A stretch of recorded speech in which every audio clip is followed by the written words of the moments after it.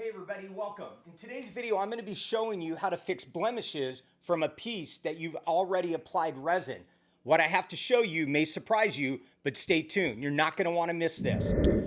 Okay, so about a week ago, I resined a piece that you can see here, and I found some blemishes. I missed some air bubbles during my torch process, and I researched how to fix blemishes on a resined piece. And so we're going to try that here in this video today. Now, this might freak some of you out when you see what I'm about to do. And so I'm going to recommend, if you try this at home, that you practice obviously on a piece that's not a commission piece or a piece you're trying to sell. Pour a piece, let it go through the standard dry and cure process, resin like you normally would, maybe intentionally leave some blemishes, some air bubbles, some pockets that maybe you missed, intentionally let that set for 24 hours and then come back and work on that piece as far as what I'm about to show you. So what we're going to do is I've got some bubbles or blemishes, potholes, if you will, pockets from air bubbles that I miss. So when I'm looking at it at an angle, I can see these blemishes. Now this is just a piece I did. It was kind of a practice piece. It's my own piece, so it's not being sold or anything like that. So this is actually good practice. What you're gonna do is you're going to clean it off like we've showed before in previous videos with regards to isopropyl alcohol and a paper towel, and clean it off, get rid of all the dust and gunk and everything. Then you're going to take some fine sandpaper. This is a 320 extra fine finish. And all you're going to do is you're going to, let me move these cups. All you're going to do is you're going to sand the whole piece, top, edges, all the way around. And you're going to focus on the area where you have those blemishes. Now, you don't want to sand too hard to where you're getting down to the canvas, because that's not something we want to do, obviously. So it's a light sand. You can see these scratch marks happening. And I know you're probably like, holy crap, you just ruined a resin piece, but I'm going to show you what happens here. All right. Then we're going to take some isopropyl alcohol, spray a little bit on there, spray it on your paper towel, and get rid of all that dust you just created from sanding. Okay. Okay. Now we're going to actually pour another layer of resin.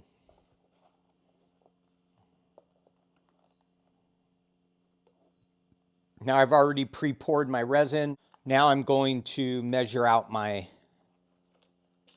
with my scale. I want to measure out my ounces. In this case, it's about 1 ounce.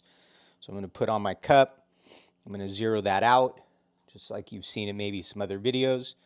And I'm going to pour my mixture till I get my 1 ounce.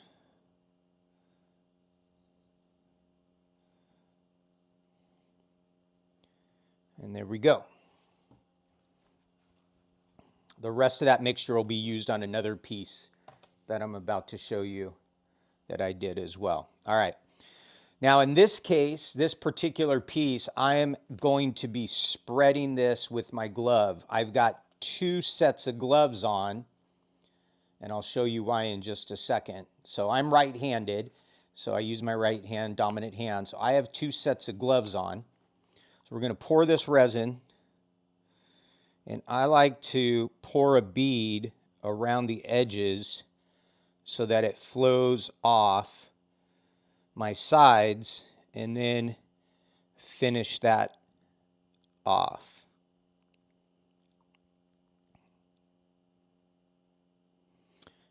Now, if you've already resin, you know there's a lot of air bubbles. So what I like to do is just hit it with a torch first. Pop those air bubbles. I don't know if you can see that in the video, but all those air bubbles are now popped. Now I'm going to take my hand and I'm just going to glide it along the sides here, all the way around. The reason I like using my hand, that I have found personally, is I can feel the resin. Even though resin is very sticky, it's very slimy. And if you've done resin, you know that you can work on your piece for up to close to 45 minutes before it cures. So with my hand, I'm able to definitely feel and tell that I have gotten all the canvas. And we know resin is self-leveling, and I want to work these sides, get these drips from underneath, and I want to work my sides. I personally like to resin my sides. Sides and fronts, all four sides and the top panel. I just think it's cool. So I'm going to do that here. Make sure I got everything. Make sure I'm good with that. And take a look. I've got a couple of air bubbles I'm going to pop here in just a second. Let me smooth that out one more time here. Might be able to get rid of those air bubbles just by doing that. I know the whole canvas is covered.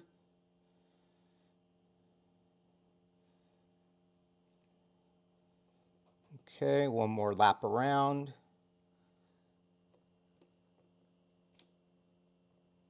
Get those drippy drips.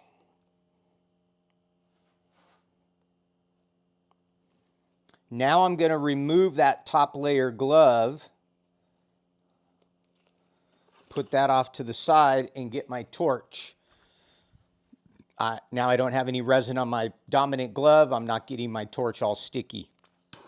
Hit this with the torch, get rid of those air bubbles.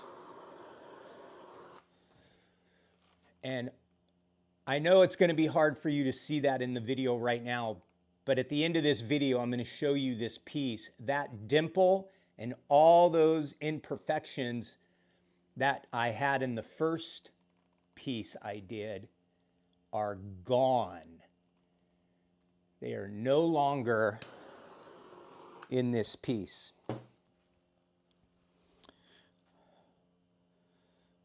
Take my left hand, because I've got resin on it, give it a little once over. Get those drips. And now what I'm going to do here is I'm going to set this off to the side to dry for about 5 minutes with a net, and then I'm going to come back over the bottom again and get rid of these bubbles or these drips. Do that about 2 or 3 times every 5 minutes, and then it's going to set and cure for the full 24 hours. So let me put this off to the side. I'll be right back. Okay, now, same process for this piece here as the one you just saw.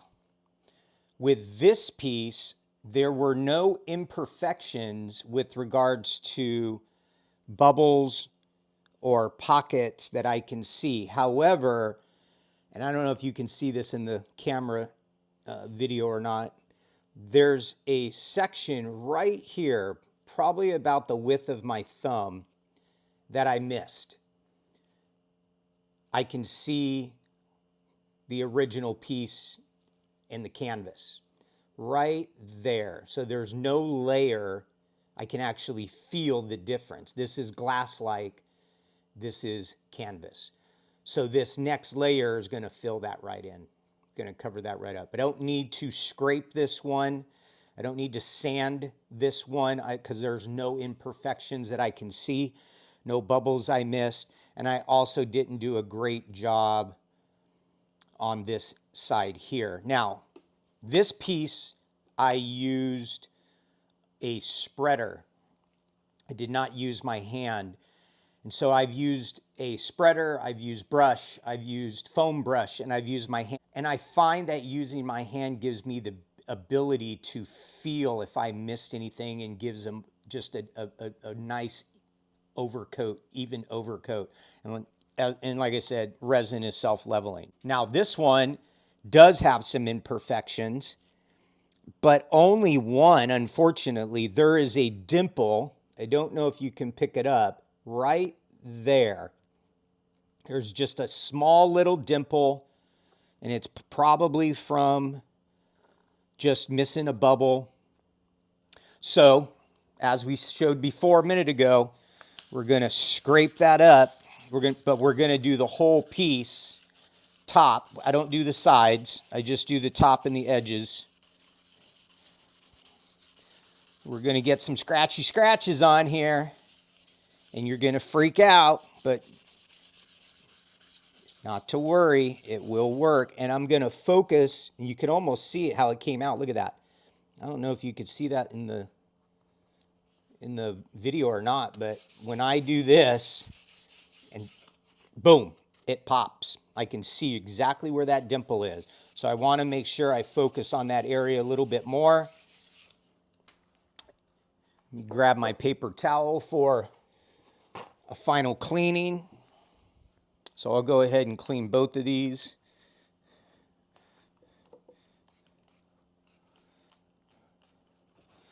Before I lay that next layer down.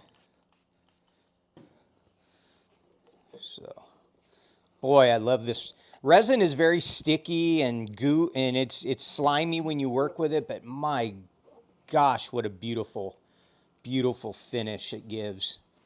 Absolutely gorgeous. I love working with some resin on the right piece. On the right piece. All right. Get one more spray on here. Okay. That should be good. All right.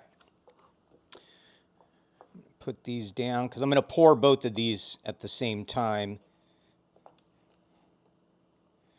Let's get this one over here just a little bit. Yeah, I don't know if you could see it in the video, but you could see that dimple right there. So keep an eye out for that. All right, let me get my resin mix, give it one more stir since it was sitting for a few minutes while we did this. And I don't know if you could tell, but there's so in the right angle and the right light, I can see that I missed the first layer here, and then that dimple. All right, got that mixed up.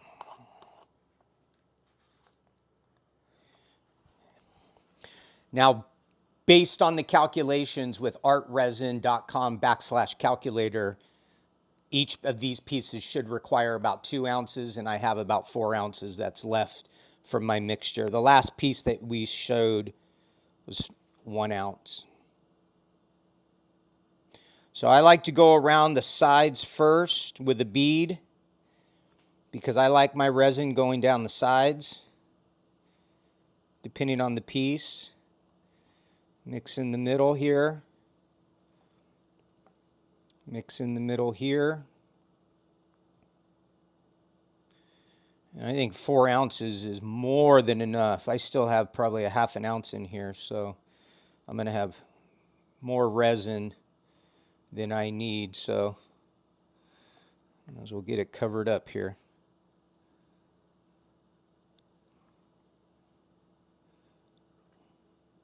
Some people like to do the tilt technique where they just tilt similar to painting, just tilt the resin. Okay, so I like to start on the edges and just kind of let that just drip over the sides.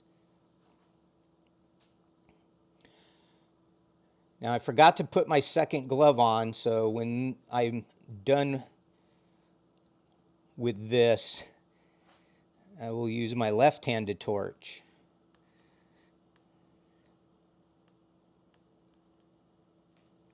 Oh yeah. This is probably more like about 1.5 ounces for these sizes. There's a lot of resin on here, but it's okay. I don't know if you could see in the video, but that dimple's already gone. That blemish on this piece right here is gone. It's gone. You can't even see it anymore. All the scratch marks gone. It's like magic. It's like magic. All right.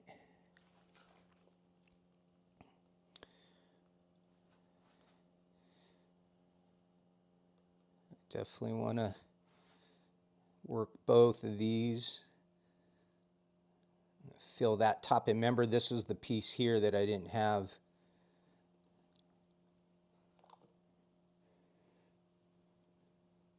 And I'm going to hit this with a torch. There's bubbles in here. I don't know if you can see it in the video. There's definitely bubbles in here. I'm going to hit that with a torch here shortly. I'm going to make sure I get that upper area that I missed the first layer. And depending on your piece, you might put 1 layer of resin. I'm going to recommend a minimum of 2 because you're probably going to have some imperfections that you want to take care of. So get those sides, get those drippy drips. And same here, we don't want to forget. We got a couple pieces over doing it. So probably come up with a system. Do one piece, then the other, or do all the sides, then the other. You know, don't miss out on anything.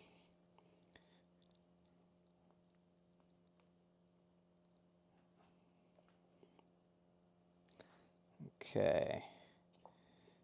So, make sure we got everything we need here. My spinning table's spinning on me, peeps. Get those drips. Get that sides. Look at that. Oh, yeah. All right, now I'm going to take off my left glove because I forgot to put on a second. And now we'll torch with my left. Get rid of these bubbles. Get down here and take a look. And if you happen to miss, if you get another imperfection, you could go for another layer. This is now 2 coats for these 2 pieces.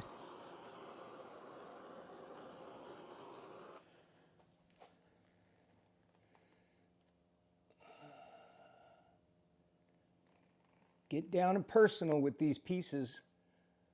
You want, the beautiful thing about resin is it's very durable. It's flexible.